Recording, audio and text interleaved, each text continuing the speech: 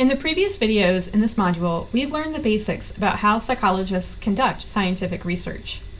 Because psychological research often involves the study of people, it's also important to discuss the ethical considerations of working with human subjects, which is what we'll talk about more in this video. In psychology, there are established rules and guidelines by the American Psychological Association, the Association for Psychological Science, and other federal agencies that ensure the dignity, privacy, safety, and confidentiality of all those that participate in psychological studies. One important ethical requirement that all research with human participants must follow is informed consent. Informed consent is the process that occurs at the beginning of the study that provides potential participants with enough information to enable them to choose whether or not they want to be a part of the study. This is most often done through a signed document before any testing takes place. For example, participants must be told up front things like how long the study is expected to take, what they will be doing during the study, any potential risks involved in their participation, and any potential benefits that they might gain, such as if they're going to be paid a certain amount of money or if they're going to receive course credit, etc. Participants also at this point have the opportunity to have any of their questions answered. Even if a participant has signed the informed consent document, they still have the right to terminate their involvement in a study at any time and for any reason without penalty.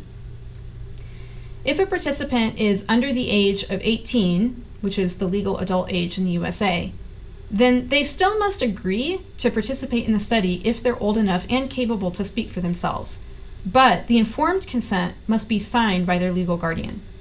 If the participant cannot speak for themselves, then the legal guardian is fully responsible for their consent. Sometimes a psychological study might involve some level of deception. This means that the participant might not be fully aware of some aspects of the study. However, in these cases, participants still need to be fully informed about the study once it is complete. This is done through a process called debriefing, where at the end of the study, the researcher reveals the true purpose of the study and all of the measurements involved. Another major ethical principle that guides psychological research is to protect participants' well-being as much as possible. Although no study is completely without risk, psychologists can do things to reduce the risk to participants as much as they can. This might include things like keeping participant data confidential and protected, for example. Sometimes a study might involve a higher amount of risk, such as if a researcher needs to ask about highly sensitive information or if they want to work with a vulnerable population. In these cases, the researcher must balance the risk of the study with the potential rewards, such as the knowledge to be gained. For example, imagine that a medical research team wants to test out a new, potentially life-saving drug. Asking participants to take this drug has some risk because the potential side effects in humans might still be somewhat unknown. However, these potential risks may be worth it if the drug in question could ultimately help lots of people. And as we talked about previously, participants still need to be told up front about any potential risks involved in a study, and they have the right to freely decide if they're willing to accept those risks by participating. Who makes sure that psychologists are following all of these ethical principles? This is the job of institutional review boards, or IRBs. IRBs are made up of individuals at the institution, like at the college, such as Virginia Tech, and in the community. And they're charged with protecting the rights of human participants in research. An IRB helps determine the value and benefit of a proposed research study, as well as any risk that might be involved. Before a researcher can conduct a study, he or she must submit an IRB protocol with all the details of the proposed study. The IRB then needs to approve that protocol before the researcher can actually start collecting any data. And if any major changes need to be made to the research protocol later, those changes must also be approved by the IRB. Many of the psychological studies that we conduct involve pretty minimal risk to participants and therefore can go through what is called an expedited IRB review process.